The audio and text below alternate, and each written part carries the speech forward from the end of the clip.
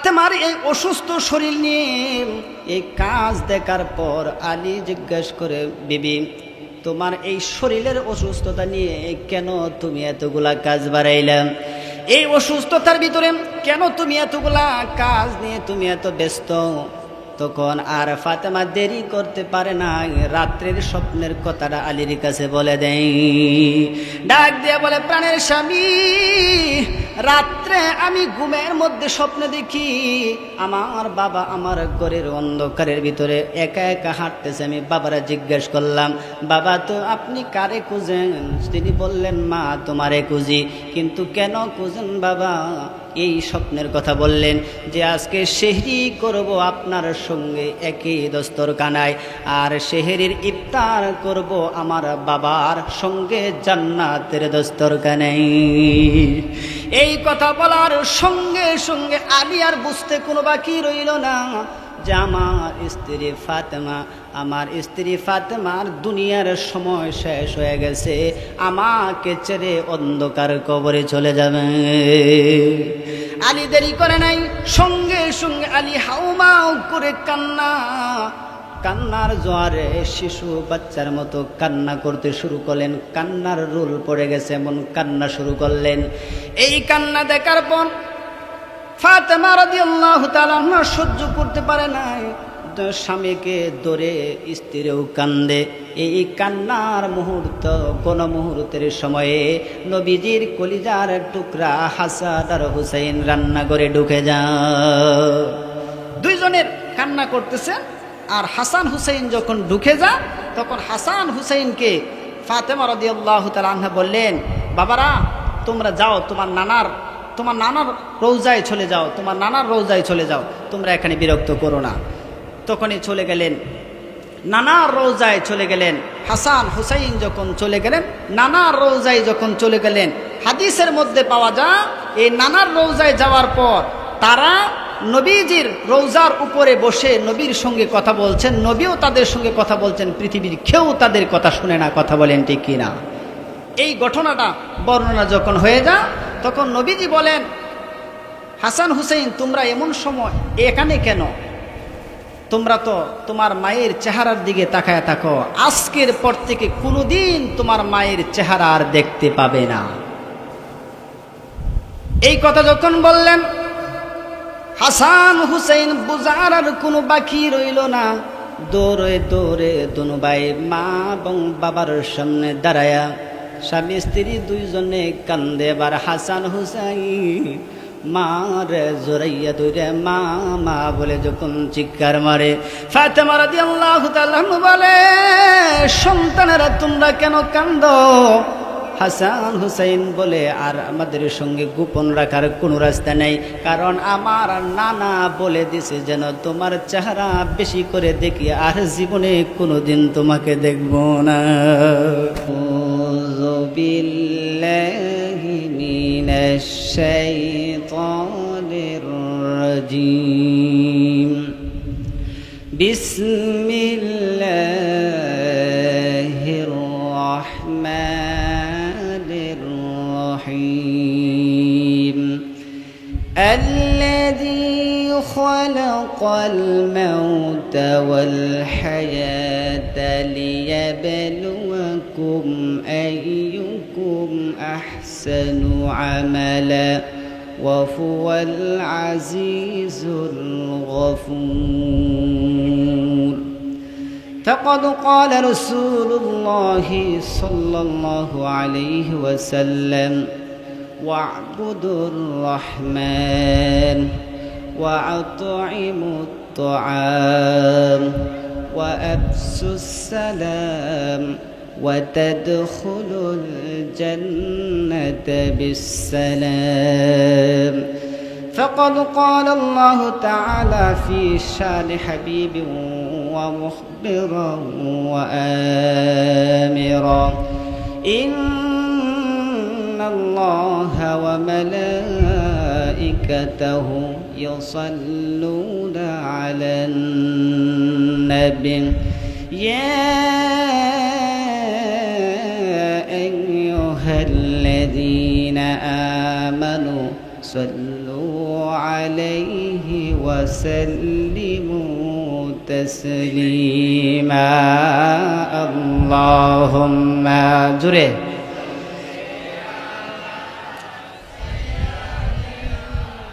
مولانا محمد اللهم صل على سيدنا مولانا محمد وعلى آل سيدنا مولانا محمد আসমান রে ফেরেশতারা কাতার কাতার কারা আসমান রে ফেরেশতারা কাতার কাতার কারা নবীর দুরূদ ফেরেশতারা محمد يا رسول الله اللهم زور بولي سيدنا مولانا محمد وعلى آل سيدنا مولانا محمد সবাই নামাজে দরুদ পড়ি আল্লাহুম্মা সাল্লি আলা মুহাম্মদ ওয়া আলা আলি মুহাম্মদ কামা সাল্লাইতা আলা ইব্রাহিম ওয়া আলা আলি ইব্রাহিম ইন্নাকা হামিদুম মাজিদ আল্লাহুম্মা বারিক আলা মুহাম্মদ ওয়া আলা আলি মুহাম্মদ কামা বারাকতা আলা ইব্রাহিম ওয়া আলা আলি ইব্রাহিম ইন্নাকা হামিদুম মাজিদ আলহামদুলিল্লাহ মরহুম মঞ্জিল শেখ ও তার পরিবারের মৃত সদস্যদের রুহের মাগফিরাত কামনায় ওয়াজ ও দোয়ার মাহফিলের আয়োজন করা হয়েছে। উক্ত মাহফিলের সভাপতি হিসাবে আছেন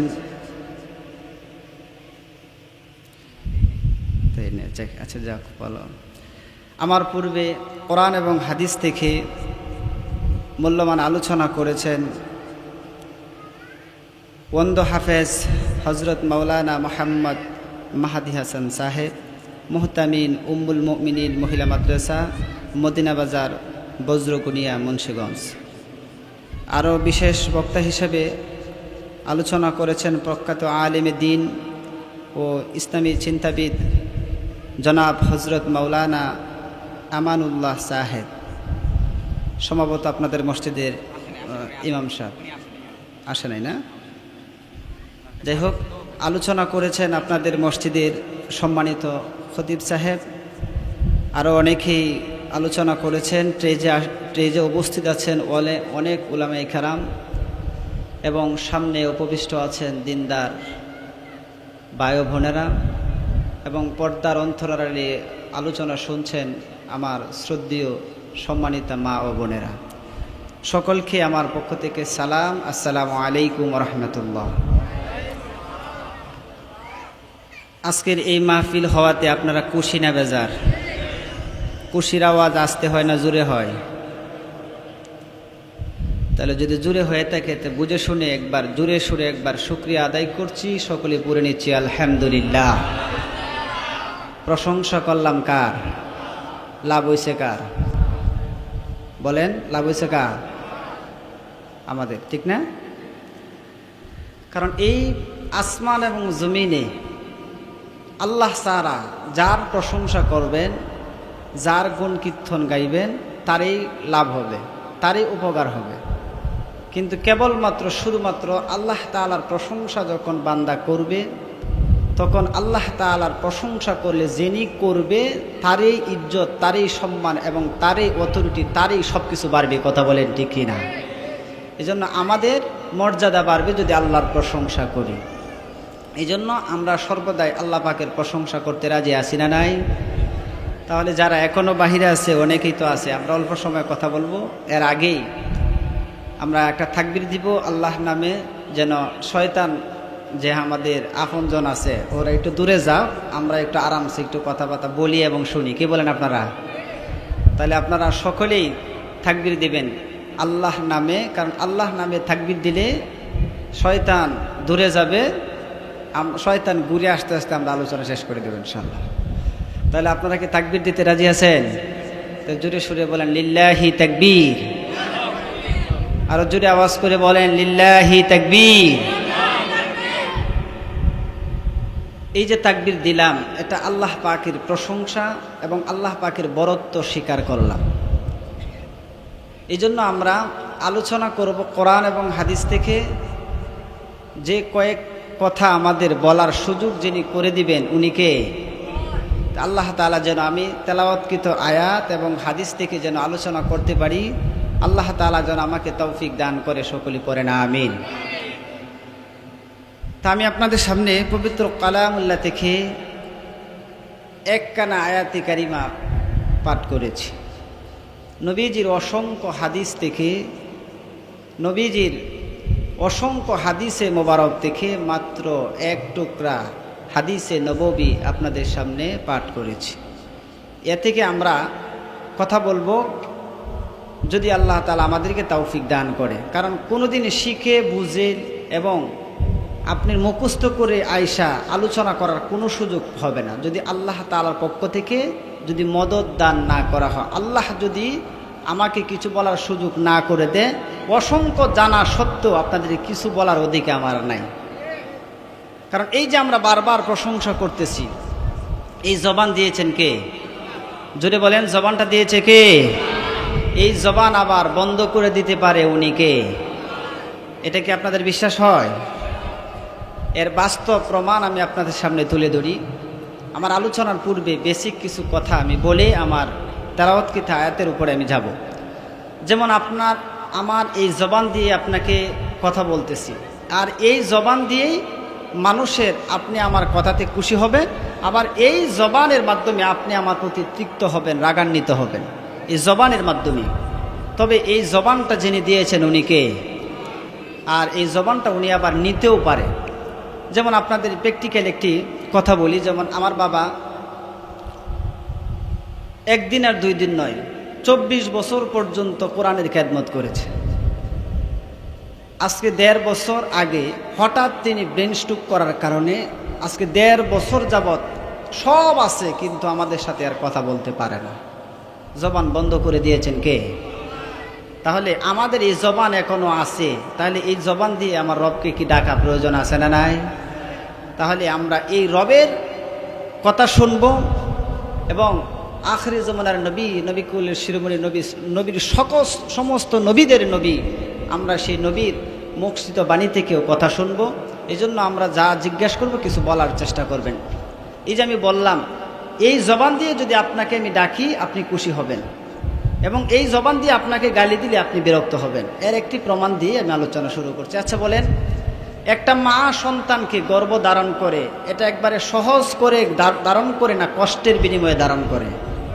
কথা বলেন, সহজ না কষ্টের বিনিময়ে ধারণ করে? আপনার বর্তমান বিজ্ঞান যেটা ইউএস মার্কিন যুক্তরাষ্ট্রের, যেটা সবচাইতে নাসা বিজ্ঞানীরা বলে যে মরিস বুকাইলি নামক একজন বিজ্ঞানী আছে, উনি তার কিতাবের মধ্যে একটা বইয়ের মধ্যে তিনি লিখেন যে মায়ের পেটে যখন সন্তান রুহু পায়, রুহু পাওয়ার পর থেকে দুনিয়ার ভূমিষ্ঠ হওয়ার আগ মুহূর্ত পর্যন্ত এই সন্তান মায়ের কলিজাটার মধ্যে 6,500 বার ফা দিয়ে গুঁতা দেয়। এবার বুঝেন কতটা কষ্ট মা ভোগ করে। Normal situation. আরেকটি আপনি যদি নেন, একটা মা যখন ডেলিভারি পেন শুটিং হয়, এবার আপনি সিজারি করেন, নর্মাল ডেলিভারি হয়, এটা যে কত কি পরিমাণে একটি ব্যথা সহ্য করতে হয়, এটা একমাত্র মা জাতি ছাড়া একটা পুরুষকে 1000 বার আমার মতো পুরুষ বোঝানো সম্ভব নয়। কথা বলেন ঠিক কিনা?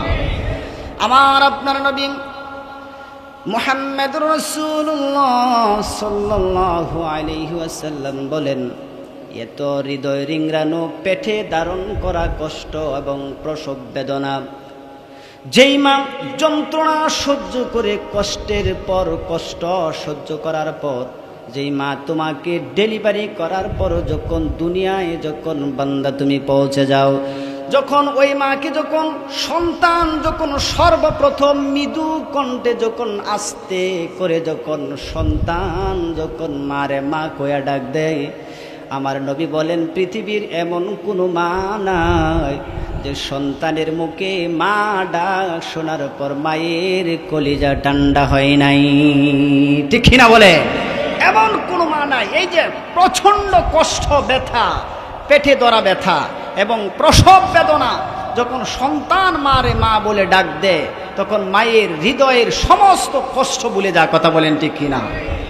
শুধু তাই নয়, আমার আপনার নবী মুহাম্মদুর রাসূলুল্লাহ সাল্লাল্লাহু আলাইহি ওয়াসাল্লাম বলেন, একটা বাবা রাত্রে যখন ব্যান চালায় আসে, যখন ক্ষেতের মধ্যে কৃষি কাজ করে, যখন বাবা ঘরে ঢুকে যায়, সন্তান যখন বাবার শব্দ আওয়াজ পেয়ে যখন সন্তান ঘুম থেকে উঠে যায়, বাবা যখন সন্তানকে যখন কষ্ট নিয়ে যখন বুকের মধ্যে জড়ায়া ধরে, এই সন্তান যখন আস্তে করে বাবা বাবা বলে ডাক দেয়, তখন বাবার সারা দিনের কষ্ট এবং সমস্ত ব্যথা সন্তানের মুখে বাপ ডাক শোনার সঙ্গে সঙ্গে সমস্ত কষ্ট বাবার শরীর থেকে দূর হয়ে যায়। ঠিক কিনা বলে? আমার আল্লাহ বলেন, ও দুনিয়ার মানুষ শুনে নাও, শুনে নাও, আমি আল্লাহ যে জবান আমার বান্দারে দিয়েছি, আমার বান্দা যখন ওই জবান দিয়ে যখন জনম দুঃখিনী মারে যখন মা বলে যখন ডাক দে, মায়ের কলিজা ঠান্ডা হয়ে যা। যখন বাবা বলে যখন ডাক দে, বাবার কলিজা ঠান্ডা হয়ে যা। ও দুনিয়ার মানুষ শুনে নাও, এই জবান দিয়ে যখন বান্দা তোমার রব যখন আল্লাহ আল্লাহ বলে যখন বান্দা তুমি ডাক দাও, আমার রাসূল বলেন সঙ্গে সঙ্গে আর সে মহল্লা থেকে আমার আল্লাহ বান্দার প্রতি খুশি হয়ে যায়। চিৎকার মেরে বলি আল্লাহু আকবার, আরো জোরে আওয়াজ করে বলি আল্লাহু আকবার। বলেন আমরা কি আল্লাহ খুশি হোক চাই কি চাই না? আওয়াজ করে বলেন চাই কি চাই না? তাহলে আল্লাহকে খুশি করলেই আমাদের প্রতি বেজার হবে একজন, বলেন উনি কে? আওয়াজ করে বলেন উনি কে?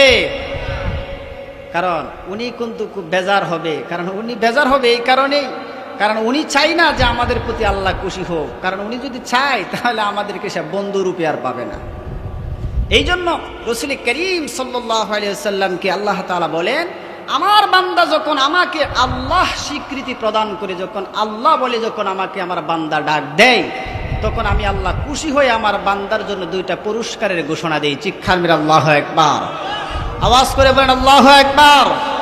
আল্লাহ দুইটা পুরস্কারের ঘোষণা দেয়। এই ঘোষণাটা পবিত্র কোরআনুল কারীমের 33 নম্বর সূরা সূরাতুল আহজাবের 35 নম্বর আয়াতের শেষে আল্লাহ তাআলা বলেন, আ'আদাল্লাহু লাহুম মাগফিরাতান ওয়া আজরান আযীমা।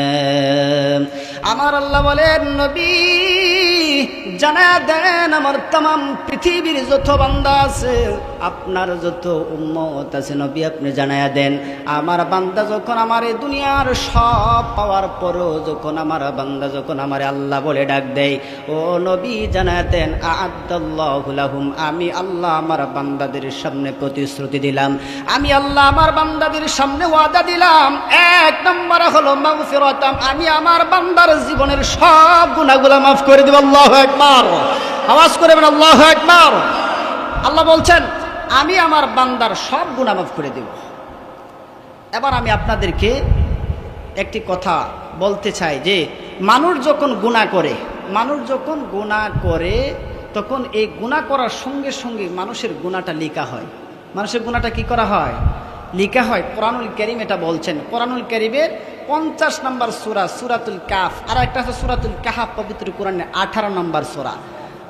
আমি যেটা বলতে চাচ্ছি সেটা হচ্ছে সূরাতুল কফ, মানে 50 নম্বর সূরা। এই সূরার 17 এবং 18 নম্বর আয়াতে আল্লাহ বলছেন যে বান্দা ভালো এবং মন্দ বান্দা যা করে সঙ্গে সঙ্গে এই সব কিছু রেকর্ড করেন। কথা বলেন ঠিক কিনা? আল্লাহ তাআলা কোরআনুল কারীমের মধ্যে বলেন, ইয ইয়াতালাক্কাল মুতালাক্কিয়ানি আনিল ইয়ামিনি ওয়া আনিশ শিমালিল কঈদ মা يلفظ من قول إلا لديه رقيب أتيد আমার আল্লাহ তাআলা নবীরে জানায় দেন, নবী আপনার কোন উম্মত, আমার কোন বান্দা যখন কোন ভালো করুক মন্দ করুক, যখন বান্দা যেটা কল্পনা করে, বান্দার কল্পনার জগতেও যেটা বাসায় ফেলে, যদি বান্দা কোনো ভালো কাজ করার ইচ্ছা করে, ইরাদা করে, নিয়ত করে, তাহলে সঙ্গে সঙ্গে বান্দার আমলের মধ্যে ডান কাদের ফেরেশতা, যার নাম হলো তাফসীরের কিতাবের মধ্যে পাওয়া যায়, ওই ফেরেশতা ডান কাদের যে ফেরেশতা থাকে, ফেরেশতার নাম হলো মুলহিম। এলহামা মাজদার থেকে নাম হলো মুলহিম। এই মুলহিম ফেরেশতা বান্দা ভালো কাজের ইচ্ছা করার সঙ্গে সঙ্গে বান্দার আমলের মধ্যে এক লিখে দেয়, সঙ্গে সঙ্গে লিখে দেয়। আপনারা শুনেছেন যে আমরা জানি মুনকার নাকি দুইজন ফেরেশতা বলি, কিরামান কাতিবিন, আমরা এদেরকে বলি কিরামান কাতিবিন, সম্মানিত লেখক, কিন্তু এদের পার্সোনালিটি নাম আছে, তাফসীরের মধ্যে তাদের নাম ভিন্ন ভিন্ন আছে। এদের নাম কিন্তু আসলেই এটা নয় যে সম্মানিত লেখক, এটা তাদের একটা উপাধি, কিন্তু তাদের ব্যক্তিগত পার্সোনাল নাম আছে। যেমন আজকে আমি জুমায় আলোচনায় বলছিলাম যে আমরা ফেরাউন আমরা বলে চিৎকার মারি, কিন্তু আসলে ফেরাউনের নাম কি ঠিক জানেন? ফেরাউন কিন্তু আসলে তার নাম না, ফেরাউন হচ্ছে একটা উপাধি মাত্র। ফেরাউন ছিল উপাধি, কিন্তু ফেরাউনের আসল নাম কি তাফসীরে কি বলে? এই জন্য অনেক কিছু বেসিক কিছু এলেম আছে যেগুলো আমরা প্রকাশ্য এবং একেবারেই যেটা প্রচলিত, কিন্তু এটার আমরা বেসিক জানি না। যেমন গোসলের বাংলা কি আমরা অনেকে জানি না, উজুর বাংলা কি আমরা জানি না, এটা কিন্তু বেসিক, এটা আমাদের নিত্য নতুন কাজ, কিন্তু জানি না। এই জন্য তাফসীর খুব নিখুঁত করে আপনাদেরকে বলছেন যে যিনি ডান কাঁধে যে ফেরেশতা দায়িত্বশীল আছে, আপনার ভালো কর্মের যিনি লেখক, ওনার নাম হচ্ছে মুলহিম। এই মুলহিম নামক ফেরেশতা বান্দা যখন কোনো ভালো কাজ করার ইরাদা করে, অঙ্গীকার করে, সঙ্গে সঙ্গে আল্লাহ বলে আমার বান্দা ভালো কাজ করার অঙ্গীকার করতে চেয়েছে, লিখো তার আমলের মধ্যে এক, চিৎকার আল্লাহু আকবার। যখন বান্দা করে ফেলে তখন আরেকটা শূন্য বসায়া দাও, তাহলে বান্দার আমলটা বাড়ি হবে। কথা বলেন ঠিক কিনা?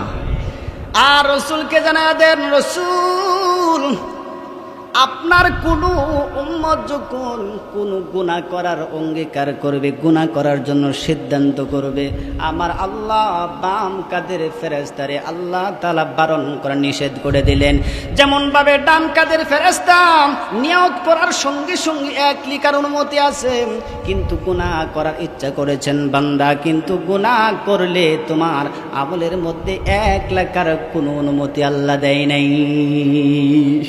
আমার আল্লাহ বলেন, নবী আপনার কোনো বান্দা, আপনার কোনো উম্মত যখন গুনাহ করার জন্য অঙ্গীকার নেবে, ইরাদা গ্রহণ করবে, আমি আল্লাহ আমার ফেরেশতাকে নিষেধ করলাম যে তার আমলের মধ্যে গুনাহ লিখতে পারবে না। যখন এই বান্দা গুনাহ করেই ফেলবে, মাত্র বান্দার আমলের মধ্যে একটা গুনাহই লেখা হবে।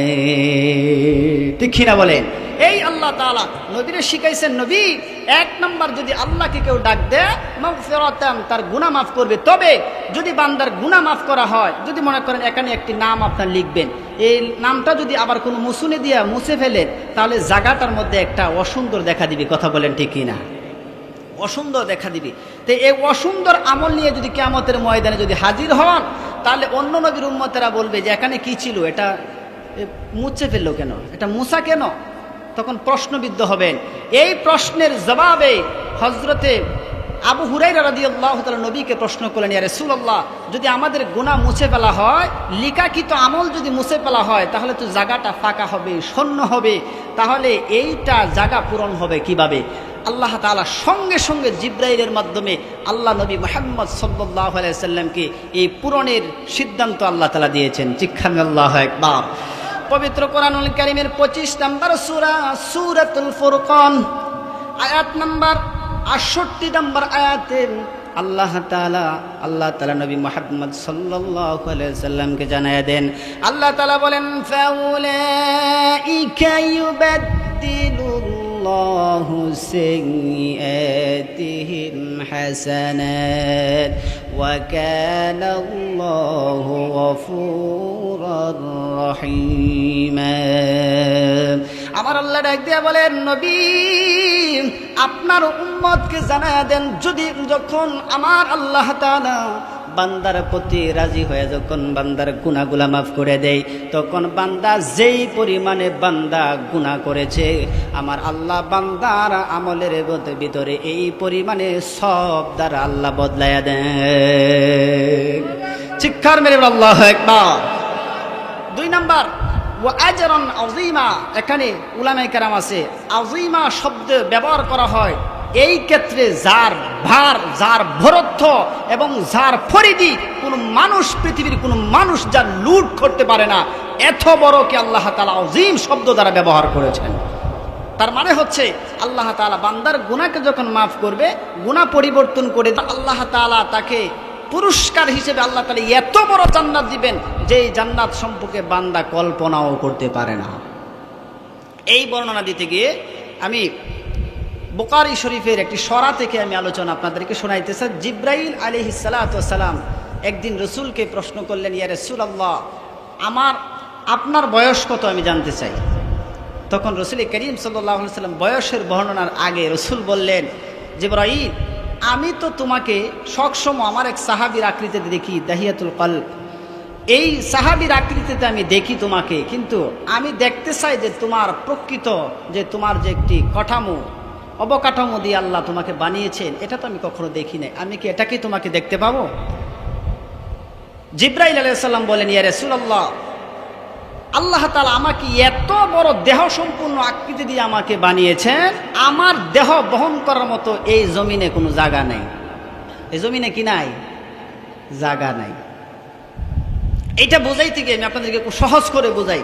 আপনারা জানেন ইউসুফ আলাইহিস সালামকে যখন কত দ্রুতগামী ছিলেন, জিবরাইল আলাইহিস সালাম এটা প্রমাণ করে জান্নাতের যে আল্লাহ তাআলা কত বড় একটা আপনাকে পুরস্কার দিবে, পুরস্কারটা বুঝাইতেছি আপনাদেরকে। দেখেন জিবরাইল আলাইহিস সালাম একবারে সিদরাতুল মুনতাহা, সব চাইতে উপরের জায়গা, কোন এক কাজে সে ব্যস্ত ছিলেন, আর ওই দিক থেকে তার ভাই বিন্দুরা মিলে ইউসুফ আলাইহিস সালামকে কূপের মধ্যে নিক্ষেপ করবে। এমন সময় আল্লাহ তাআলা জিবরাইলকে বললেন, এ জিবরাইল, যাও, আমার এক বন্ধু, আমার এক বান্দা পানিতে পড়ে যাবে, কিন্তু পানিতে পড়ার আগেই তুমি ওই জায়গায় গিয়ে আমার বন্ধুকে পানিতে পড়ার আগেই তোমার পাকার উপর বহন করবে। চিৎকার মিলে আল্লাহু আকবার বলেন।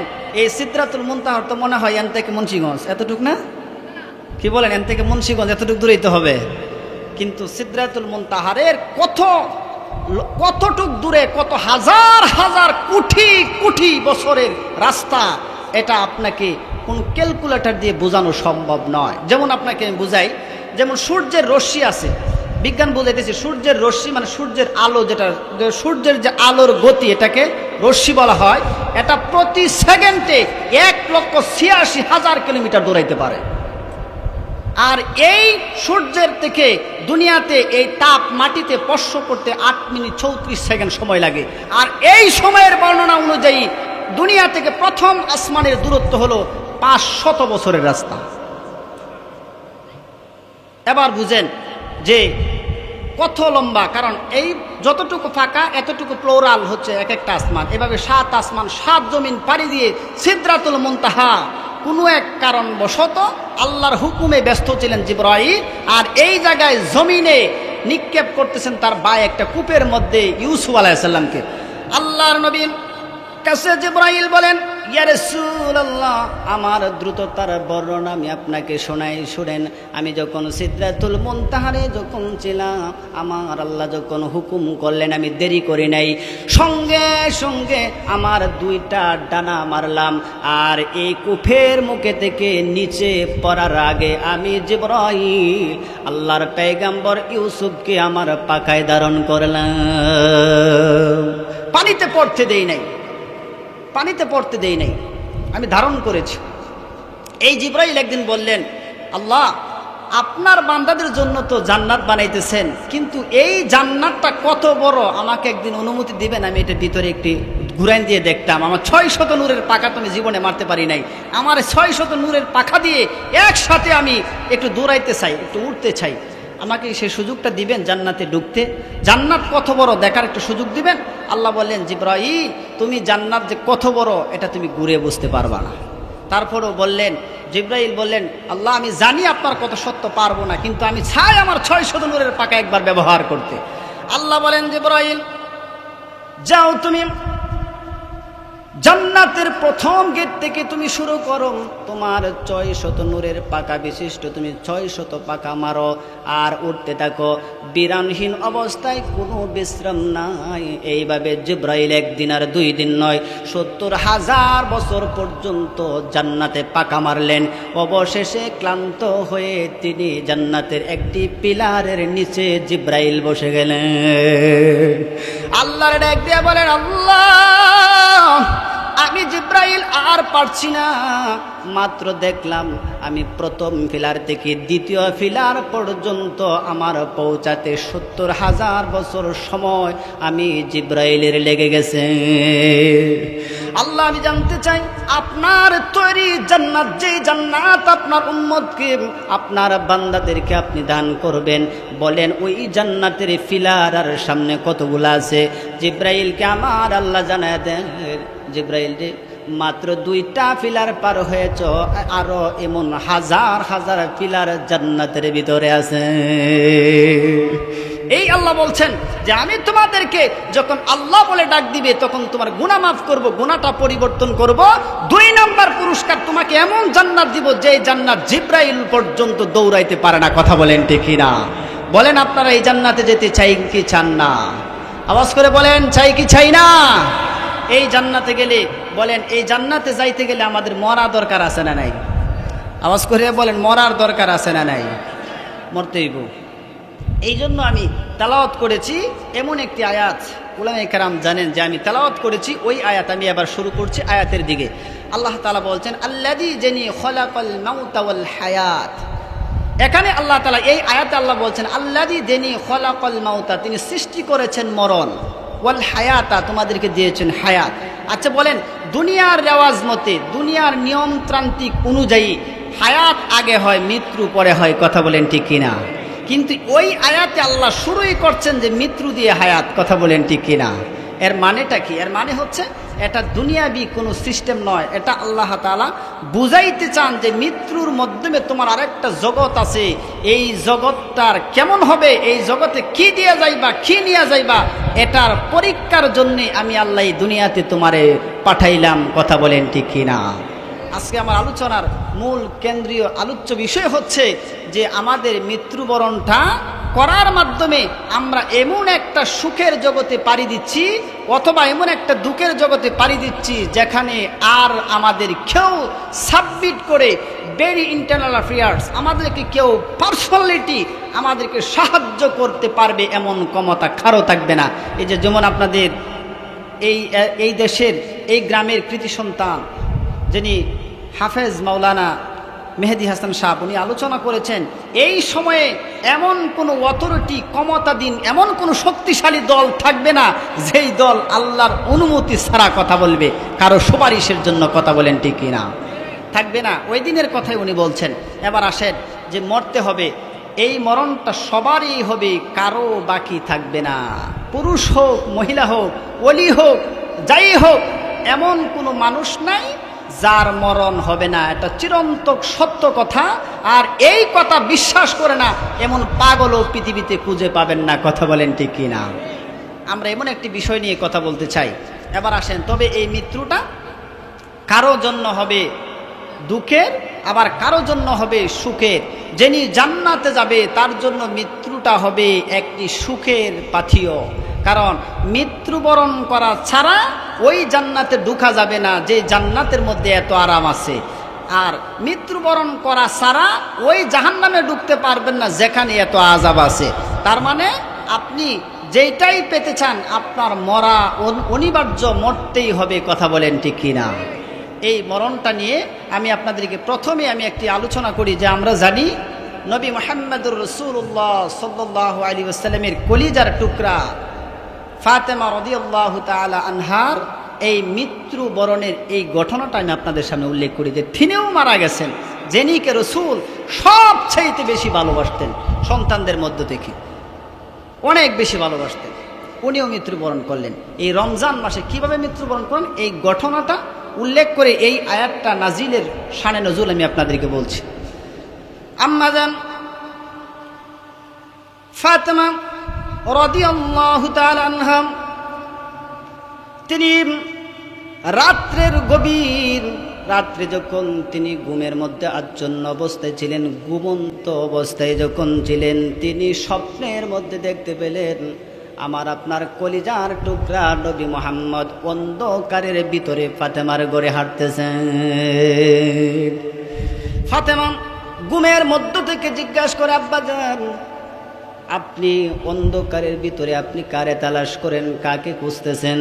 আমার নবী ডাক দিয়া বলে, ফাতেমা আমি কাউরে খুঁজি না রে মা, আমি ফাতেমা তোমার এই খুঁজি, আমি তোমার একটা সংবাদ দিতে চাই। ফাতেমা বলেন, আব্বাজান কি সংবাদ দিতে চান, কি সংবাদ দিতে চান? আমার নবী বললেন, ফাতেমা তুমি তো কিছুক্ষণ পরে উঠবে, তুমি সেহরি খাবে, তবে সেহরি খাবে তোমার স্বামী আলীর দস্তরখানে, কিন্তু পরদিন যখন সন্ধ্যা গনায় আসবে, যখন ইফতার করবে রে মা, আর ইফতার করবে তুমি দুনিয়াতে নয় বরং জান্নাতে তোমার বাবার দস্তরখানে। চিৎকার মেরে আল্লাহু আকবার।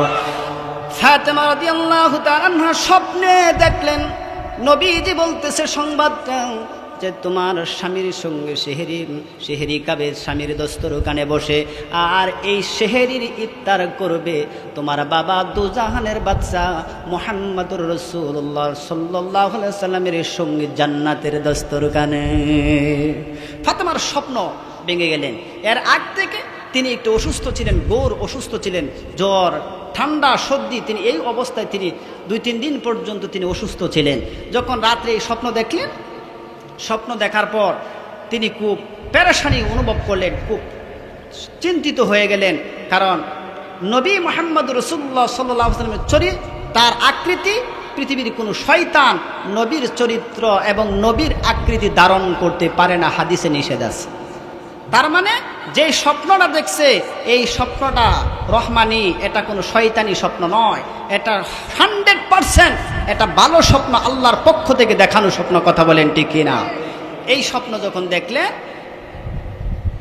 নবীর মেয়ে ফাতেমা রাদিয়াল্লাহু তাআলা আনহা তার স্বামীকে কিছুই বলে না। সেহরির সময় দুইজন একসাথে একই দস্তরখানে কানা খাইতে বসলেন, কারণ যদি স্বামীকে যদি এই কথা বলে তাহলে স্বামী কানা খাইতে দ্বিধাদ্বন্দ্ব করবে, তার মনে কষ্ট জাগ্রত হবে। এই জন্য তিনি আর স্বামীকে এই কথা বলে নাই। স্বামী যখন আলী রাদিয়াল্লাহু তাআলা আনহু এবং ফাতেমা দুইজন একসাথে দস্তরখানে বসে যখন সেহরি যখন কানা সমাধান করলেন, যখন আলী যখন নামাজ পড়ার জন্য যখন মসজিদের দিকে চলে গেলেন, ওই ফাঁকে উযু বানায়া বিবি ফাতেমা রাদিয়াল্লাহু তাআলা আনহা তিনিও যাই নামাজে দাঁড়ায়া দেরি করে না, এই মুহূর্তের ভিতরে ফজরের সালাত আদায় করলেন। আদায় করার পর তিনি দেরি করে নাই, রান্নাঘরে চলে যায়, তিনি 3টা কাজ বাড়ায় দিলেন, তিনি কাজ করতে শুরু করলেন। এই অসুস্থ শরীর নিয়ে 1 নম্বর কাজ রান্নাঘরে বাড়ায় দিলেন। 1 নম্বর কাজ হাসান হুসাইনের শরীরের যত জামা আছে সমস্ত জামাগুলা একটা বড় পাতিলের মধ্যে সব জামাগুলা ভিজায় নিলেন, সব জামাগুলা ভিজাইলেন। দ্বিতীয় কাজ, তিনি বিশাল এক বড় কড়াই, পানি ভর্তি কড়াই, তিনি পানি ভর্তি কড়াই আগুনের উপর দিলেন। 3 নম্বর হচ্ছে অনেকগুলা আঠা গুলে কামিজ বানানোর জন্য, যাতে 2-3 দিন চলে এমন খাদ্য বানানোর জন্য বড় করে কামির বানাইতেছেন। এই ফাঁক দিয়ে হযরত আলী রাদিয়াল্লাহু তাআলা আনহু নামাজের পর আসলেন। আয়েশা দেখলেন যে নামাজের মুসল্লা আছে কিন্তু তার স্ত্রী ফাতেমা নাই। আলী রাদিয়াল্লাহু তাআলা আনহু চিন্তায় পড়ে গেলেন, ফাতেমা এত অসুস্থ থাকার সত্ত্বেও আমি জীবনে কোনোদিন দেখি নাই আমার ফাতেমা ফজরের নামাজের পর কোনোদিন বিছানা থেকে উঠে যা, আমি জীবনে কোনোদিন আমার স্ত্রীকে দেখি নাই। কারণ আমার স্ত্রী ফজরের নামাজের পর বসে থেকে এবং তিনি নামাজের জন্য অপেক্ষা করে, ওই নামাজটার জন্য অপেক্ষা করে। এই বিষয়টা বলবো, নামাজের ফজিলত সামনে রাখতেছি, দেখি ওই নামাজটা কি। খেয়ে বলেন সূর্য ওঠার পর নামাজটা আদায় করে, কিন্তু যখন দেখলেন নাই, ফাতেমা রাদিয়াল্লাহু তাআলা বিছানায় নাই, তিনি কুঁচতে শুরু করেন। কুঁচতে কুঁচতে তিনি তালাশ করতে করতে রান্নাঘরে গেলেন, গিয়ে দেখেন ফাতেমা এই বিশাল কাজ বাড়াইছেন। আলী রাদিয়াল্লাহু তাআলা ফাতেমার এই অসুস্থ শরীর নিয়ে এই কাজ দেখার পর আলী জিজ্ঞেস করে, বিবি তোমার এই শরীরের অসুস্থতা নিয়ে কেন তুমি এতগুলা কাজ বাড়াইলাম? এই অসুস্থতার ভিতরে কেন তুমি এতগুলা কাজ নিয়ে তুমি এত ব্যস্ত? তখন আর ফাতেমা দেরি করতে পারে না, রাত্রের স্বপ্নের কথাটা আলীর কাছে বলে দেয়। ডাক দিয়ে বলে, প্রাণের স্বামী, রাত্রে আমি ঘুমের মধ্যে স্বপ্ন দেখি আমার বাবা আমার ঘরের অন্ধকারের ভিতরে একা একা হাঁটতেছে। আমি বাবারা জিজ্ঞেস করলাম, বাবা তো আপনি কারে খুঁজেন? তিনি বললেন, মা তোমারে খুঁজি। কিন্তু কেন খুঁজেন বাবা? এই স্বপ্নের কথা বললেন যে আজকে সেহরি করব আপনার সঙ্গে একই দস্তরখানায়, আর সেহরির ইফতার করব আমার বাবার সঙ্গে জান্নাতের দস্তরখানায়। এই কথা বলার সঙ্গে সঙ্গে আলী আর বুঝতে কোনো বাকি রইল না যে আমার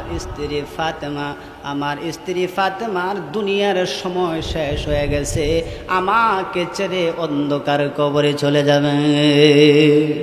আলী দেরি করে নাই, সঙ্গে সঙ্গে আলী হাউমাউ করে কান্নার জোয়ারে শিশু বাচ্চার মতো কান্না করতে শুরু করলেন। কান্নার রোল পড়ে গেছে এমন কান্না শুরু করলেন। এই কান্না দেখার পর ফাতেমা রাদিয়াল্লাহু তাআলা সহ্য করতে পারে নাই, স্বামীকে ধরে স্ত্রীও কান্দে। এই কান্নার মুহূর্ত কোন মুহূর্তের সময়ে নবীজির কলিজার টুকরা হাসান আর হুসাইন রান্নাঘরে ঢুকে যায়। দুইজনের কান্না করতেছে, আর হাসান হুসাইন যখন ঢুকে যায় তখন হাসান হুসাইনকে ফাতেমা রাদিয়াল্লাহু তাআলা আনহা বললেন, বাবারা তোমরা যাও, তোমার নানার রওজায় চলে যাও, তোমার নানার রওজায় চলে যাও, তোমরা এখানে বিরক্ত করো না। তখনই চলে গেলেন, নানার রওজায় চলে গেলেন। হাসান হুসাইন যখন চলে গেলেন, নানার রওজায় যখন চলে গেলেন, হাদিসের মধ্যে পাওয়া যায় এই নানার রওজায় যাওয়ার পর তারা নবীজির রওজার উপরে বসে নবীর সঙ্গে কথা বলছেন, নবীও তাদের সঙ্গে কথা বলছেন, পৃথিবীর কেউ তাদের কথা শুনে না। কথা বলেন ঠিক কিনা? এই ঘটনাটা বর্ণনা যখন হয়ে যায় তখন নবীজি বলেন, হাসান হুসাইন তোমরা এমন সময় এখানে কেন? তোমরা তো তোমার মায়ের চেহারার দিকে তাকায় থাকো, আজকের পর থেকে কোনোদিন তোমার মায়ের চেহারা আর দেখতে পাবে না। এই কথা যখন বললেন, হাসান হুসাইন বুঝার আর কোনো বাকি রইল না। দৌড়ে দৌড়ে দুনো ভাই মা এবং বাবার সামনে দাঁড়ায়া স্বামী স্ত্রী দুইজনে কান্দে। এবার হাসান হুসাইন মারে জোরাইয়া দৌড়ে মা মা বলে যখন চিৎকার মারে, ফাতেমা রাদিয়াল্লাহু তাআলা বলে, সন্তানেরা তোমরা কেন কান্দো? হাসান হুসাইন বলে, আর আমাদের সঙ্গে গোপন রাখার কোনো রাস্তা নেই, কারণ আমার নানা বলে দিছে যেন তোমার চেহারা বেশি করে দেখি, আর জীবনে কোনোদিন তোমাকে দেখব না, আর জীবনে কোনোদিন দেখতে পাবো না তোমাকে। এই ঘটনা যখন বর্ণনা করতেছিলেন তখন এদের মধ্য থেকে প্রচুর কান্নাকাটি শুরু হলেন। আর ইতিহাসের মধ্যে পাওয়া যায় আলী রাদিয়াল্লাহু তাআলা আনহু ফাতেমা কবরের পাশে দাঁড়ায় এত বেশি চন্দ আবৃত্তি করে কাঁদতেন, স্বামী স্ত্রী ভালোবাসা এত প্রকাশ করতেন, এটা বোঝাবার জন্যে তিনি বারবার বলতেন, ও আমার সাথী, তুমি আমার দেহ থেকে, তুমি আমার চোখ থেকে, তুমি আমার নজর থেকে আড়াল হয়েছ, কিন্তু আমার কলিজা থেকে তুমি আড়াল হতে পারো নাই। কথা বলেন ঠিক কিনা? এই ভালোবাসা ছিল। কিন্তু এত কিছু থাকার সত্ত্বেও, নবীর মেয়ে থাকার সত্ত্বেও এবং হাসান হুসাইনের মা থাকা সত্ত্বেও, জান্নাতি রমণী হওয়ার পরেও বলেন এই দুনিয়া থেকে বাঁচতে পেরেছিলেন? আওয়াজ করে বলেন, বাঁচতে পেরেছিলেন? বাঁচতে পারে নাই। এবার বলেন, আমরা যারা এখানে আছি আমরা তো মনে বাঁচতে পারবো নাকি? আমাদের কোনো সিস্টেম আছে বাঁচার? শুধু বাঁচবেন কিভাবে? শুধু ফাতেমা রাদিয়াল্লাহু তাআলা আনহাই মৃত্যুবরণ করে নাই, বরং আমার নবী আল্লাহ তাআলা যাকে সমস্ত নবীদের নবী এবং যিনি আসমান এবং জমিনের শ্রেষ্ঠ মানুষ, উনিও এই জমিনে চিরদিন থাকতে পারে নাই। কথা বলেন ঠিক কিনা? কারণ এই মালাকুল মউত আজরাইলের হাত থেকে পৃথিবীর কেউ বাঁচতে পারবে না, এমনকি আজরাইল নিজেও এই মরণের হাত থেকে বাঁচার কোনো সুযোগ নাই। কথা বলেন ঠিক কিনা? সেও মরবে। এই জন্য এই মরণ নামক পাথেয় গ্রহণ করার আগে বলেন আমাদের প্রত্যেকের নৈতিক সামিয়ানা নিয়ে কবরে ঢোকা দরকার আছে না না? নবীজির আচ্ছা ঠিক আছে, তাহলে আমাদের উচিত যে নবী মুহাম্মদ সাল্লাল্লাহু আলাইহি সাল্লামও যখন দুনিয়া থেকে আমাদেরকে মাহরুম করে চলে যাবেন, এর আগে তিনি 17 ওয়াক্ত নামাজ তিনি জামাতে গিয়া হাজিরা দিয়ে জামাত পড়াইতে পারেন নাই, তিনি জামাতে যাইতে পারেন না। 17 ওয়াক্ত বৃহস্পতিবারের ইয়াশা থেকে শুরু করে সোমবারের জোহরের আগ পর্যন্ত রাসূল করিম সাল্লাল্লাহু আলাইহি সাল্লাম এই 17 ওয়াক্ত তিনি মসজিদে গিয়ে নামাজ পড়তে পারেন নাই। কিন্তু তারপরেও তিনি কি এই দুনিয়ার রয়েছেন নাকি তিনি এই কবর জগতে চলে গেছেন? আওয়াজ করে বলেন, তিনি আছেন না চলে গেছেন? চলে গেছেন। এই জন্য আমরা যত বড় হই না কেন, যা কিছু আপনি জোগাড় করেন, আপনি যাই কিছু করেন, এই জন্য শেখ সাদি বলেন, গার ইমারত রাবেরে বড় আসমা আখরে বড় জর জমিন গিরদনহা গার ইমারত রাবেরে বড় আসমা আখরে বড় গর জমিন গিরদনহা। যদি মানুষ যদি দালান কুটা তৈরি করতে করতে যদি আসমান পরিমাণ এবং অনেক উঁচু পরিমাণ বিল্ডিং যদি করে ফেল, কিন্তু যখন মালাকুল মউত আজরাইল যখন তোমার দেহে ডিউটি করবে, তোমার দেহ থেকে প্রাণ পাখি যখন তোমার দেহ কাঁচা বন্দি থেকে যখন বের করে নিয়ে যাবে, তখন তোমার এই রাজপ্রাসাদ বাড়ির ভিতরে তোমাকে একদিনের জন্য তোমার সন্তান ঘরে রাখবে না। তোমার 3.5 হাত এই ঘরের ভিতরে অন্ধকার ঘরে, যেখানে সাথী নাই বাতি নাই, তোমার কোনো অস্তিত্ব থাকবে না, ওই জায়গায় তোমাকে পৌঁছায় দিবে। কথা বলেন ঠিক কিনা? তবে এই মৃত্যুটা কারো হয় সুখের, কারো হয় দুঃখের। কেউ আছেন যারা জান্নাতি মানুষ হবে, তাদের এই মৃত্যুর মাধ্যমে একটি উপমা জান্নাতে যাওয়ার একটা রাস্তা। আবার যারা জাহান্নামী হবে, তাদের এই মৃত্যুর মাধ্যমে কষ্টের জিন্দেগি শুরু হবে, যার শুরু আছে শেষ নাই। এটা আল্লাহু আলাম, আল্লাহই ভালো জানে যে কত কোটি কোটি লক্ষ লক্ষ বছর জাহান্নামে থাকতে হবে, আর লক্ষ লক্ষ বছর পরও জান্নাতে থাকবেন, এর নির্ধারিত সময় একমাত্র আল্লাহই জানে। কথা বলেন ঠিক কিনা? এই জন্য আমাদের উচিত, আমাদেরকে আল্লাহ তাআলা এই হায়াত এবং মরণ দিয়েছেন এই জন্যে, লিয়াবলুয়াকুম আইয়ুকুম আহসানু আমালা। তিনি দেখতে চান যে এই মৃত্যুবরণ যেহেতু পৃথিবীর কেউ বাঁচে নাই, এমনকি নবীও যেহেতু দুনিয়ায় থাকতে পারে নাই, তুমিও থাকবে না, কিন্তু ওর আগে তোমাদের ভালো ভালো আমলগুলা করে এই দুনিয়ার সামিয়ানা জোগাড় করে কবর দেশে তোমরা যাত্রী হও। এটাই মূল উদ্দেশ্য, যে মৃত্যু নামক এই শব্দটাকে ব্যবহার করে আল্লাহ তাআলা বুঝাইতে চান, তোমরা যদি এই জগতে যেতে চাও তাহলে তোমাদের সামিয়ানা জোগাড় করো, লিয়াবলুয়াকুম আইয়ুকুম আহসানু আমালা। তোমরা বেশি থেকে বেশি করে তোমরা আমলে সলেহ এবং আমল গুছায়া তোমরা কবরে আসো। কথা বলেন ঠিক কিনা?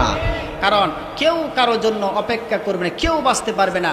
কারণ নবীর বিরহ বেদনা কত কিছু হয়েছে, কিন্তু তারপরও নবী কিন্তু দুনিয়াতে ছিল না। নবীকে অন্ধকার এই কবরে, যদিও রসুল জিন্দা অবস্থায় কবরে আছে, কিন্তু আমাদের থেকে তিনি মাহরুম হয়েছেন।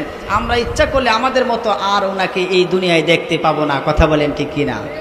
এই জন্য আমরা যদি নবীর আদর্শওয়ালা হতে চাই, তাহলে আমরা মৃত্যু যে প্রত্যেকটা মানুষের হবে, একটা চূড়ান্ত সিদ্ধান্ত, এটা তো হবে। পৃথিবীর যেখানেই থাকেন, আসমানে থাকেন, জমিনে থাকেন, যেখানেই থাকেন, আইনামা তাকুনু ইউদরিকুমুল মাউতা ওয়ালাউ কুনতুম ফি বুরুজিম মুশাইয়াদা। যেখানেই থাকেন, দুর্গা বানান, কেল্লা বানান, এমন এক জায়গা বানান যেখানে সুই ক্ষুদ্র ঢোকার ক্ষমতা নাই, এখানেও যখন সময় হবে, ইজা জা আজালুহুম লা ইস্তাগফিরুনা সাআতাও ওয়া লা ইস্তাকদিমুন, যখন তোমার সময় হয়ে যাবে, তখন তোমাকে সেকেন্ডের ভিতরে আজরাইল বের করে তোমার 1 সেকেন্ড পরে এবং 1 সেকেন্ড আগে তোমার রুহটা তোমার দেহ থেকে উড়ায় নেবেন একজন। উনি কে? আওয়াজ করে বলেন, উনি কে? তাহলে আমাদের এই জিন্দিগিতে আমাদের যেই সময়টুকু আছে, বলেন এই সময়টুকুর মধ্যে আমাদের ভালো কাজ করা দরকার আছে না নাই? আওয়াজ করে বলেন, ভালো কাজ করা দরকার আছে না নাই? এই ভালো কাজের মধ্যে এক নাম্বার কাজ হলো আপনার আমলে সলেহের মধ্যে সর্বোত্তম আমলে সলেহ হচ্ছে ওয়াসজুদু ওয়াখতারিফ, এই কপাল আল্লাহর পায়ে টেকায় দেওয়া। কথা বলেন ঠিক কিনা? মানে সেজদা দেওয়া। কারণ বান্দা যখন সেজদা দেয় তখনই বান্দা আল্লাহর নিকটবর্তী হয়, আর বান্দা আল্লাহর নিকটবর্তী হওয়ার একমাত্র মাধ্যমে হচ্ছে নামাজ। আর নামাজ যে ব্যক্তি সঠিকভাবে আদায় করবে তার ভিতরে অন্য আমলে সলেগুলা অটোমেটিকলি রিয়ালিভাবে, যে সল্লু কামা রাআইতুমুনি উসাল্লি, রসুল যেভাবে নামাজ পড়েছে ওই নামাজ যখন কোনো বান্দা সঠিকভাবে আদায় করবে, ওই বান্দার ভিতরে অন্য সমস্ত আমলে সলেগুলা অটোমেটিকলি ডুববে। কথা বলেন ঠিক কিনা? আমার নবী জানিয়ে দেন, যে ব্যক্তি 5 ওয়াক্ত নামাজ সঠিকভাবে আদায় করবে, ইন্নামা সাতারাউনা রাব্বাকুম কামা তারাউনা হাদাল কমার। বুখারীর বর্ণনা, রাসূল করিম সাল্লাল্লাহু আলাইহি ওয়াসাল্লাম বলেন, বান্দা যখন আমার হুকুম পালন করবে, নামাজ নামক ইবাদত যখন আমার বান্দা সঠিকভাবে আদায় করবে, তখন আমি আল্লাহ আমার বান্দা যার জন্য সেজদা দিবে, আমি আল্লাহরে আমার বান্দা জান্নাতে নিজ চোখে দেখবে, কোনো পর্দা থাকবে না। চিৎকার করে আল্লাহু আকবার। কোনো পর্দা থাকবে না। রাসূলকে প্রশ্ন করা হলো, আমার আল্লাহকে কিভাবে দেখবেন? কারণ মূসা পয়গম্বর আমার আল্লাহকে দেখতে চেয়েছিলেন, দেখতে পারে নাই, কিন্তু বান্দা কিভাবে আল্লাহকে দেখবে? রাসূল বললেন, ইন্নামা সাতারাউনা রাব্বাকুম কামা তারাউনা হাদাল কমার। আকাশের মধ্যে যেমন পূর্ণিমার রাতে যেমন চাঁদ ওঠে, যেমন মানুষ চাঁদ দেখতে পায়, কোনো অসুবিধা হয় না, আর জান্নাতি লোকগুলা আমার রব আল্লাহরে দেখবে পূর্ণিমার চাঁদের মতো, কোনো অসুবিধা হবে না। এইভাবে পূর্ণিমার চাঁদের মতো, পূর্ণিমার চাঁদ যেমন আকাশে যখন উঠে তখন এই পৃথিবী থেকে মানুষের চাঁদ দেখতে কোনো অসুবিধা হয়? কোনো অসুবিধা হয় না। কিন্তু আল্লাহ তাআলা যখন বান্দাকে যখন জান্নাত দিবে, এই জান্নাতের ভিতরে আল্লাহ বান্দার সামনে হাজির হবেন, তখন বান্দা আল্লাহকে দেখবে, আল্লাহ বান্দাকে দেখবে পূর্ণিমার চাঁদের মতো, কোনো অসুবিধা হবে না, একজন আরেকজনকে দেখবে। বলেন, আমরা কি আল্লাহকে দেখতে চাই কি চাই না? আওয়াজ করে বলেন, চাই কি চাই না? এর মধ্যে এক নাম্বার হচ্ছে আমরা আল্লাহ পাকের শ্রেষ্ঠ বড় হুকুম নামাজ আদায় করতে হবে। এর প্রমাণ কোরআনুল কারীমে আল্লাহ তাআলা দিচ্ছেন। পবিত্র কোরআনের 2 নম্বর সূরা সূরাতুল বাকারা 45 এবং 46 নম্বর আয়াতে আল্লাহ প্রমাণ দিচ্ছেন যে নামাজ পড়লে আল্লাহকে দেখতে পারবেন, তার প্রমাণ কোরআন নিজে দিচ্ছেন। আল্লাহ তাআলা বলেন, ওয়াস্তাঈনু বিস-সাবরি ওয়াস-সালাহ ওয়া ইন্নাহা লাকাবীরাতুন ইল্লা আলাল খাশিঈন আল্লাযীনা ইয়াযুন্নুনা আন্নাহুম মুলাকু রাব্বিহিম ওয়া আন্নাহুম ইলাইহি রাজিউন।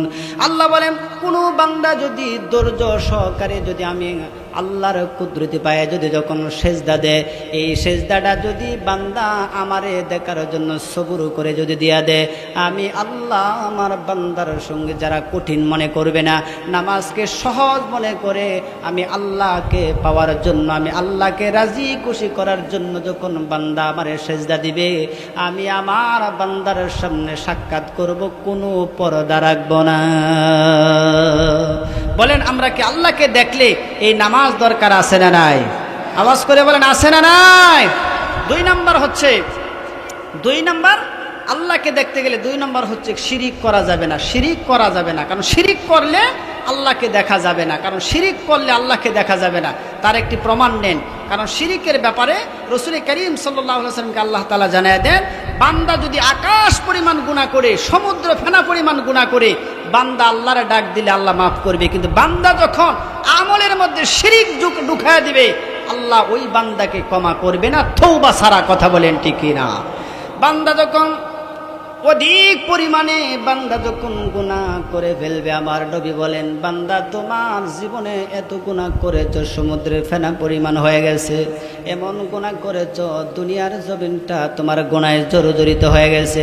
কোনো অসুবিধা নাই বান্দা, রাত্রে যখন পৃথিবীর সব প্রাণী যখন ঘুমায় যারে বান্দা, তুমি রাত্রে ঘুম থেকে উঠে যাও, তাহাজ্জুদের নামাজের ঠান্ডা পানি দিয়ে উযু করে ফেলো। উযু করার পর তাহাজ্জুদের নামাজ আদায় করে যাই নামাজের মধ্যে দুইটা হাত বাড়ায় বলো, রব্বে কারীম, টাকা দেখেন আমার ঘরের স্ত্রী আরামের কম্বল মুড়ি দিয়া শুয়ে আছে, এমনকি আমার সন্তান আরামে কম্বলের নিচে শুয়ে আছে, কিন্তু আমি এমন এক গুনাহগার, আমি এমন পাপিষ্ঠ, আমি জীবনে এত গুনাহ করেছি রে আল্লাহ, গুনার যন্ত্রণা বিছানায় মাথা লাগাইতে পারি না। রব্বে কারীম আল্লাহ, আমি গুনাহ করেছি, পৃথিবীর কেউ জানে না গুনাহ করেছি, আমার মা জানে না গুনাহ করেছি, আমার বাবা জানে না। আমি আল্লাহ আপনার কাছে গুনার জন্য কাবিহি ওয়া ইয়াগফিরু মা দুনা যালিকা লিমান ইয়াশা, যদি আমার বান্দার আমলের ভিতরে শিরকিয়াতের গুনাহ না থাকে, এর সারা বান্দা যত গুনাহ করবে আমি আল্লাহ ইচ্ছা করলে সব গুনাহ মাফ করে দেব, সব গুনাহ মাফ করে দেব। তাহলে বলেন আমাদের গুনার ভিতরে শিরকিয়াতের গুনাহ যেন না থাকে, এটা আমরা চাই কি চাই না? শিরিক কি? শিরিকের গুনার ব্যাপারে আমি আপনাদের কয়েকটি শিরিকের কথা বলি যেগুলো সমাজে একবারে প্রচলিত শিরিক। যেমন প্রচলিত শিরিক হচ্ছে, যেমন একজন হুজুরের সাথে আপনার দেখা হয়েছে, হঠাৎ সালাম দিয়েছেন, দেওয়ার পর জিজ্ঞাসা করছেন হুজুর কেমন আছেন, হুজুর বলছে আলহামদুলিল্লাহ। তা আপনি জিজ্ঞাসা করছেন হুজুরে জিজ্ঞাসা আপনাকে আপনি কেমন আছেন, বলছেন হুজুর আল্লাহ এবং আপনার দয়া ভালো আছি। এখানে একটি শিরিক আপনি করে ফেলছেন, নিঃসন্দেহে এখানে একটি শিরিক আপনি করছেন। আরেকটি কথা, এই যে আমার একটা সময় আসছে, পরীক্ষার সিজন, পরীক্ষা দিচ্ছে বাচ্চারা, বলতেছে ডিম কায়া গেলে অকল্যাণ হবে, পরীক্ষাটা ফেল করবে, আপনি একটা শিরিক করলেন, এটা কিন্তু শিরিক। আপনি ঘর থেকে বের হয়েছেন, উষ্টা খাইছেন, অথবা পিছন থেকে আমরা সন্তান ডাক দিছে, হে বাবা মোবাইল নিয়ে যাও, আরেকজনে পিছন থেকে করতেছে, এই সব বনষ্টা করছে, তুই পিছন থেকে ডাক দিছ, তোর বাবা যে নিয়ে যাইব, এ নই অকল্যাণ হইব। এই যে কথাগুলো বললেন, এগুলো কিন্তু সমাজে একবারে প্রচলিত শিরিক, এগুলো শিরিক। বলেন এগুলা থেকে আমাদের বাঁচা দরকার আছে না নাই? আওয়াজ করে বলেন বাঁচা দরকার আছে না নাই? কারণ কল্যাণ এবং অকল্যাণ একজন করতে পারে, উনি কে? উনি হচ্ছেন রব, উনি আল্লাহ। তাহলে আমাদের সন্তান পিছন থেকে ডাক দিলে অকল্যাণ করতে পারে না, এবং কোনো হুজুরের দয়াতে আমরা ভালো থাকতে পারি না, কারণ ভালো রাখার মালিক একজন, উনি কে? ভালো চাইলে কার কাছে চাইবেন? কারণ ভালো মন্দ রাখার একমাত্র অধিকার একমাত্র রব আমার আল্লাহ। এই জন্য শিরকিয়াতে প্রমাণ দিতে গিয়ে কোরআনুল কারীমে আল্লাহ তাআলা সুন্দর একটি সূরা মধ্যে আল্লাহ তাআলা একজন নবীকে দিয়ে আল্লাহ বর্ণনা দিচ্ছেন। আমি এই ঘটনাটা বলেই শেষ করব, কারণ এই ঘটনাটা না বললেই নয়। যেমন শিরিক এত বড় পাপ, এই পাপকে আল্লাহ তাআলা পরীক্ষার সম্মুখীন করে একজন নবীকে দিয়ে আল্লাহ তাআলা তার প্রমাণ করছেন। কিভাবে? যেমন আপনি এই দেশে যদি কোনো মানুষ যদি চেয়ারম্যান থেকে এমপি হতে চায়, বলেন দল থেকে মনোনয়নের দরকার আছে না নাই? তো শিরিক এত বড় পাপ, এই পাপ থেকে মুক্ত পাওয়ার জন্য আল্লাহ যারে দিয়ে প্রমাণ করবেন, বলেন তার একটা সার্টিফিকেটের দরকার আছে না নাই? এই সার্টিফিকেট আল্লাহ কোরআনে দিচ্ছেন, যারে দিয়ে শিরিকের প্রমাণ দিচ্ছেন আল্লাহ তার একটা সার্টিফিকেট দিচ্ছেন। এই সার্টিফিকেটটা পবিত্র কোরআনের 19 নম্বর সূরাতুল মারিয়ামের 41 নম্বর আয়াতে আল্লাহ তার সার্টিফিকেট দিচ্ছেন। আল্লাহ তাআলা বলেন, ওয়াযকুর ফিল কিতাবি ইব্রাহিম ইন্নাহু কানা সিদ্দিকান নাবিয়্যা। আল্লাহ বলেন ওয়াযকুর ফিল কিতাবি ইব্রাহিম, নবী আপনি স্মরণ করেন ইব্রাহিম নবীর কথা, আর ইন্নাহু কানা সিদ্দিকান নাবিয়্যা, আমি আল্লাহ তারে সত্যনিষ্ঠ নবী বানাইলাম। আর সার্টিফিকেট দিলেন একজন, বুঝে থাকলে বলেন উনি কে? আওয়াজ করে বলেন উনি কে? আল্লাহ নিজেই সার্টিফিকেট দিয়ে তার শিরিকের প্রমাণ দিচ্ছেন। এই শিরিকের প্রমাণটা তুলে ধরছেন আল্লাহ তাআলা পবিত্র কোরআনে 2 নম্বর সূরাতুল বাকারা 258 এবং 260 নম্বর আয়াতে আল্লাহ তাআলা শিরিক ত্রন্ত কিভাবে মুক্ত করতে হয় এই বর্ণনা আল্লাহ তাআলা কোরআনুল কারীমের মধ্যে তুলে ধরছেন। আর এর ব্যাখ্যাটা দিচ্ছেন ইমাম কুরতুবী তাফসিরে কুরতুবীর মধ্যে ব্যাপক আকারে সুন্দর করে শানে নজুল সহে একবারে সুন্দর করে বলছেন যে মানুষ শিরিক থেকে বাঁচার যে কৌশলগুলো আছে এই কোরআনে আল্লাহ তাআলা তার সাবমিট করে মানুষদেরকে বুঝাইছেন। চিৎকার মিলে আল্লাহু আকবার। কারণ আমরা শুধু মনে করি যে এই কোরআন শুধুমাত্র পড়ার জন্য এসেছে। বলেন এই কোরআন মানুষকে এই জন্য আল্লাহ কোরআন নাজিল করেছেন মানুষের হৃদয়ের যত রোগ আছে সব দূর করার জন্য। কথা বলেন ঠিক কিনা? আর মানুষের হৃদয়ের রোগ হলো মানুষের শিরিক করা। কারণ মানুষ মনে করে যে একজনের ফার্মপট্টিতে মসজিদে তাকতালেই আমার রিজিক। কথা বলেন ঠিক কিনা? মানুষ মনে করে যে আমার গুরু আছে, আমার ছেলে সন্তান বড়টা হয়েছে বিদায় আমার খাদ্যর ব্যবস্থা হয়েছে, এটাই শিরিক। আর এটা প্রমাণ করতে গিয়ে আল্লাহ কোরআনে ইব্রাহিম নবীরে দিয়ে কোরআনুল কারীমে নিঃসন্দেহে প্রমাণ করতেছেন। চিৎকার মেরে আল্লাহু আকবার। যে সমস্ত কিছুর ঊর্ধ্বে একমাত্র আল্লাহ, তার প্রমাণ কোরআনের মধ্যে আছে না নাই? এই কথাটাই আল্লাহ তাআলা বর্ণনা করছেন, করে নিখুঁত করে আল্লাহ তাআলা বর্ণনা করছেন। কারণ হচ্ছে শিরিক মানুষের সব ধ্বংস করে দেয়। আপনি হাজার আমল করছেন, হজ করছেন, জাকাত দিচ্ছেন, নামাজ পড়ছেন, সব করতেছেন, কিন্তু শিরিক করছেন আপনার সব বাদ, সব বাদ, কিচ্ছু আপনার থাকবে না। যতই কিছু করেন সব আপনার বাদ, বরবাদ হয়ে যাবে। এই জন্য আমরা শিরিক মুক্ত আমল করা দরকার আছে না? এই শিরিক মুক্ত আমল এক নম্বরে যদি আমলে সলেহ, দুই নম্বরে শিরিক মুক্ত আমল, এই দুইটা যদি করতে পারেন, ওই যে বলছিলাম মৃত্যুকালীন সময়ে তোমার আজরাইল যখন তোমার কাছে যখন মালাকুল মউত ডিউটি করতে আসবে, তখন তোমার কাছে ভয়ঙ্কর রূপ নিয়ে আসবে না, বরং সাদামাকার সরল সোজা জান্নাতের রুমাল নিয়ে রেশমি কাপড়ে তোমার কাছে হাজির হবে। কথা বলেন ঠিক কিনা? যেমন ভাবে হাজির হয়েছিলেন আমার আপনার কলিজার টুকরা নবী মুহাম্মদ সাল্লাল্লাহু আলাইহি সাল্লামের কাছে জিবরাইল যেভাবে হাজির হয়েছেন, যেভাবে হাজির হয়েছেন হযরত বেলালের সামনে, যেভাবে হাজির হয়েছেন হযরত আবু বকরের সামনে, যেভাবে হাজির হয়েছেন ইমানদার মুত্তাকি আল্লাহওয়ালা বান্দাদের সামনে। ও দুনিয়ার মানুষ, যদি তুমি তোমার রব আল্লাহকে যদি বুঝে শুনে সেজদা দিতে পারো, এবং যদি শিরিক কোনো যদি তোমার আমলের ভিতরে যদি বান্দা না পাওয়া যায়, তাহলে আমার আল্লাহ তোমার মৃত্যুকালীন অবস্থা তোমার জান্নাতের সুগ্রাম দেখাইতে দেখাইতে যে ফেরেশতাদের মাধ্যমে তোমার রূহটাকে আমি আল্লাহ জান্নাতে নিয়ে যাই। বলেন আমরা এই দুইটা কাজ একবার সহজ। আর হাদিসটা যে তেলাওয়াত করেছিলাম মুসলিমের, এই হাদিসের মধ্যে তিনটা কথা আছে। তিনটা কাজ করলে জান্নাতের 8টা দরজা দিয়ে যে কোনো দরজা দিয়ে ঢুকবেন। নাম্বার 1, 1 নাম্বার ওয়াবুদুর রহমান, তোমরা ইবাদত করবে রহমানের। রহমানকে এটা আওয়াজ করে বলেন, ইবাদত করবে কার? রহমানের। 2 নম্বরে ওয়া আত'ইমুত তাআম, তোমরা খাদ্য দিবে মিসকিনদেরকে, যারা অসহায় অভাবীদেরকে খাদ্য দিবে। 3 নম্বর বেশি বেশি করে সালাম দিবে, ওয়াকসুস সালাম, বেশি বেশি করে সালাম দিবে। 1 নম্বর আল্লাহর ইবাদত করবে, 2 নম্বর অসহায় মানুষের মুখে খাদ্য ফুটাবে, 3 নম্বর বেশি বেশি করে সালাম দিবে।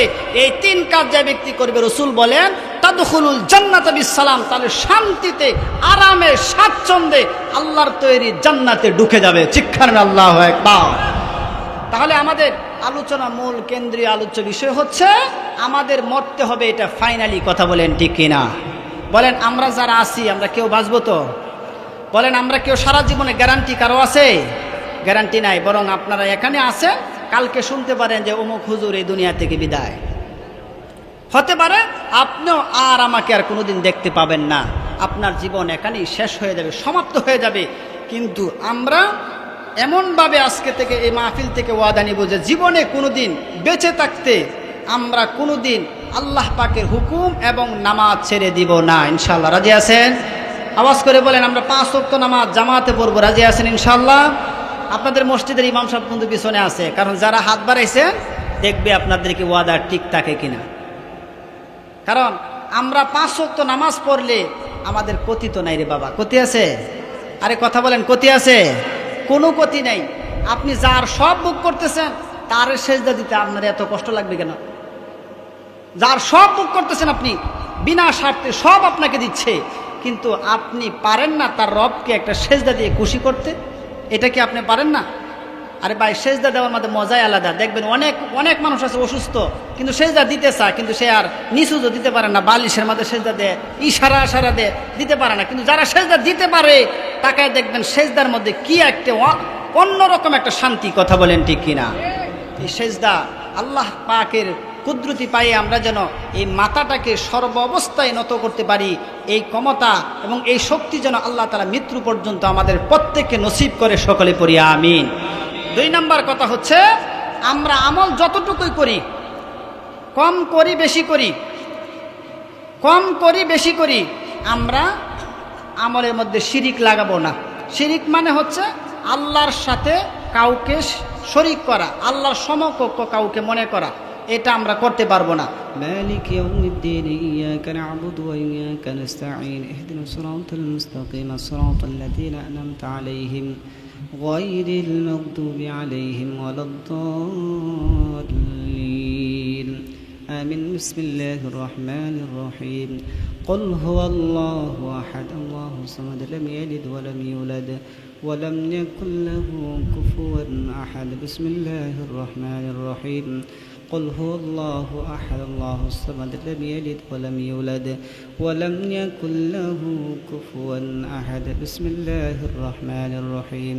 قل هو الله أحد الله الصمد لم يلد ولم يولد ولم يكن له كفوا أحد. بسم الله الرحمن الرحيم.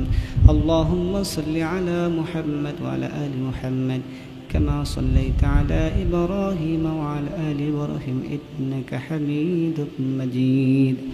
اللهم بارك على محمد وعلى آل محمد كما باركت على إبراهيم وعلى آل إبراهيم إنك حميد مجيد.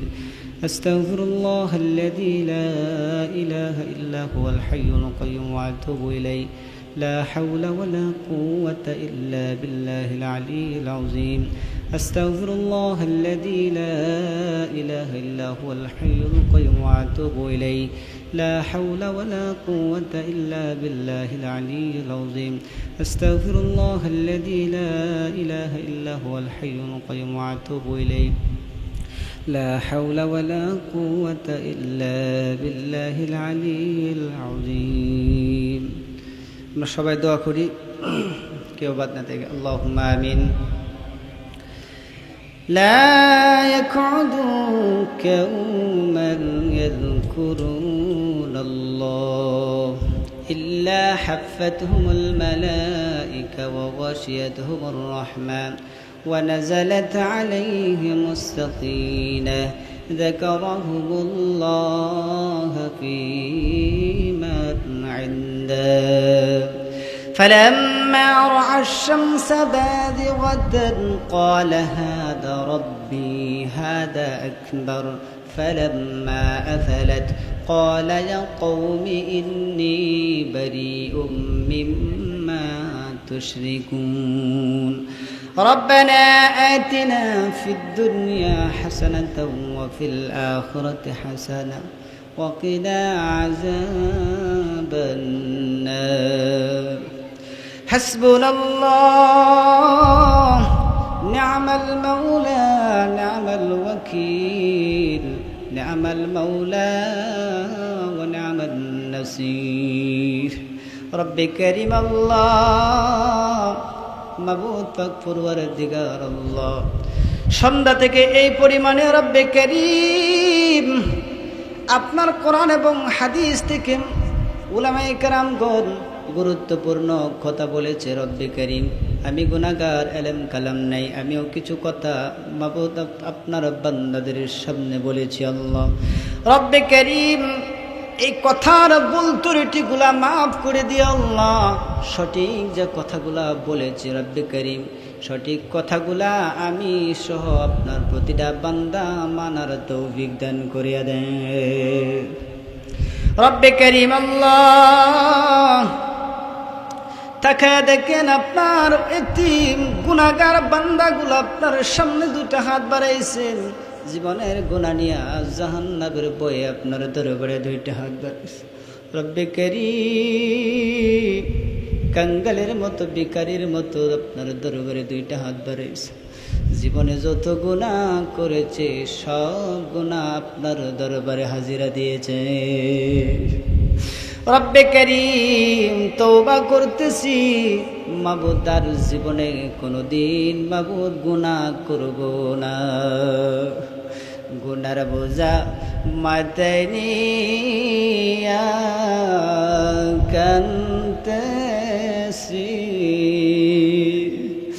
গুনার বোঝা মাথায় নিয়া কান্দেছি, মাফ করে দাও মাবুদ আল্লাহ আমাদের। এত আদর কইরা মানুষ আল্লাহ বানায়া, কেমনে দিবা জাহান্নামে ফেলিয়া। রব্বে কারীম আল্লাহ, রাত্র যখন গভীর হয়ে যা চিন্তা করে দেখি জীবনে এত গুনাহ করেছি, মাবুদরে মনে হয় মৃত্যুবরণ করলে জাহান্নামের আগুন আমার কবরে দাউ দাউ করে জ্বলবে। রব্বে কারীম, তোমার বন্ধুর হাদিস থেকে পড়েছি জাহান্নামের আগুন এত ভয়াবহ, এত কঠিন হবে রে আল্লাহ। মাবুদ, বান্দা হিসাবে জাহান্নামের আগুন সহ্য করতে পারবো না। রব্বে কারীম আল্লাহ, জীবনে যত গুনাহ করেছি, জানা অজানা, শিরকিয়াতি বেদাতি নাফরমানি যত গুনাহ করেছি আল্লাহ, মাবুদ রে সব গুনাহ আপনার দরবারে স্বীকার করলাম। মাবুদ, আপনি আমাদেরকে যদি ঘুরা দেন, ফিরা দেন, যদি মাফ না করেন আল্লাহ, বলেন আমরা কার দুয়ারে যাব? ছোটবেলা দেখেছি যদি কোনো অপরাধ করেছি মা দৌড় দিয়েছে, মা বলেছে তোমার ভাই আসলে, তোমার বাবা আসলে তার কাছে বিচার দিব। এই বয়েতে সারাদিন ঘরে যাই নাই, কিছু খাই নাই। রাত্র যখন গভীর হয়ে যা, বাবা আসার নামাজ পড়ে এসেছে, ভাই ঘরে আসা ঘুমায় গেছে। জনম দুঃখিনী মা দরজার কাছে দাঁড়ায়া বলে, আব্দুর রহমান দৌড় দিবি না, আব্দুর রহমান দৌড় দিবি না, রাত হয়ে গেছে রে বাবা, তুমি ভয় পাইবে, তোমারে সাপে কামড় মারবে, আসো আসো বাবা। তোমার বাবা ঘুমায় গেছে, তোমার বড় ভাই ঘুমায় গেছে, তুমি 2-3টা খানা খায়া ঘুমায়া যাও, আমি মা তোমারে সারা ঘুমাইতে পারি না। মাঝে মধ্যে মারে জিজ্ঞাসা করেছি, মা বাবা ঘুমায় গেছে, তুমি কেন ঘুমাও না? মা বুকের সঙ্গে জড়ায়া ধরে বলে, রে সন্তান, আমি যখন তোরে পেটে ধারণ করেছি, তোর বাবা তোরে পেটে ধারণ করে নেই। আমি যখন তোরে প্রসব করেছি, এই ব্যথা পৃথিবীর কেউ সহ্য করে নাই। বাবারে তোরে বাহিরে রেখে আমি মা বিছানায় ঘুমাইতে পারি না। বাবা আসো, তুমি আমার বুকে আসো, বুকে নিয়া বাবা তোমারে আমি ঘুমায়া যাই। আমার নবী বলেন, যেই মা সন্তানকে বাহিরে রেখে ঘুমাইতে পারে না, কোন বান্দা যখন গুনাহ করে তওবা করে, আল্লাহ তুমি বান্দারে মাফ না করে ছেড়ে দিতে পারো না। আল্লাহ আমরা তওবা করতেছি, আল্লাহ জীবনে কোনোদিন গুনাহ করব না। আল্লাহ আমাদের জীবনের যত গুনাহ আছে আল্লাহ সব গুনাহগুলো মাফ করে দাও।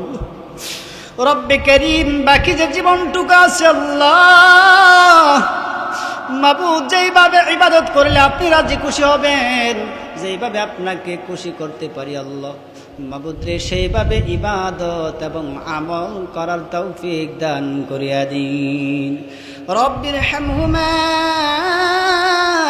কামা রব্বায়ানি সগীরা। ইয়া রব্বি কারীম আল্লাহ, হাফেজ মাওলানা মাহদি হাসান ভাইয়ের আত্মীয় স্বজন অন্ধকার কবরে চিরদিনের জন্য ঘুমায় গেছে। রব্বে কারীম, তাদের রুহের মাগফিরাত কামনায় মাবুদ আলেম ওলামাদেরকে একত্রিত করে আল্লাহ তাদের রুহের মাগফিরাত কামনায় দোয়ার ব্যবস্থা করেছে রে আল্লাহ। মাবুদ আমাদের তো জানা নাই, যদি দুনিয়ার কোনো পাপের কারণে, দুনিয়ার কোনো গুনার কারণে যদি আযাবের ফেরেশতারা তার পরিবার পরিজন বংশধর থেকে যারা অন্ধকার কবরে আছে যদি গ্রেপ্তার হয়ে থাকে, রব্বে কারীম এই মুহূর্তে কবরের সমস্ত মানুষগুলাকে মাফ করে দিয়া জান্নাতের বাগান বানায়া দাও। রব্বে কারীম আল্লাহ, মেহেদী হাসান ভাইয়ের পিতৃবংশ, মাতৃবংশ, শ্বশুর শাশুড়ি বংশধর থেকে যারা মাটির পরতে পরতে চিরদিনের জন্য ঘুমায় গেছে, প্রত্যেকের কবরে রুহে আরওয়ায়ে সব পৌঁছায়া দাও। রব্বে কারীম আমার সামনে যারা হাত বাড়াইছে, মাবুদ প্রত্যেকের মনের নেক মাকসাদগুলা পুরা করে দাও। মাবুদ আমার জানা নাই কার জানি জনম দুঃখিনী মা নাই, আল্লাহ কার জানি বাবা নাই, মাবুদ জানি না কার মা নাই কার বাবা নাই। আমার বাবা এখন দুনিয়া থেকে বিদায় হয় নাই, কিন্তু বাবা কথা বলতে পারে না। মাবুদ রে, বাবার যন্ত্রণা মাবুদ অন্তরের ভিতর থেকে দূর করতে পারি না। আল্লাহ তোমার কি দয়া হয় না? তুমি আবার আমার বাবার জবানটাকে আবার খুলে দাও। রব্বে কারীম আমাদের দোয়ার দরখাস্তটুকু নবী পাকের রওজা মুবারকে সোনার মদিনা সবুজ গম্বুজের নিচে আমাদের সালাম হাদিয়াটুকু পৌঁছায়া দাও। সুবহান রাব্বিকা রব্বিল ইজ্জাতি আম্মা ইয়াসিফুন, সালামুন আলাল মুরসালিন, ওয়ালহামদুলিল্লাহি রাব্বিল আলামিন।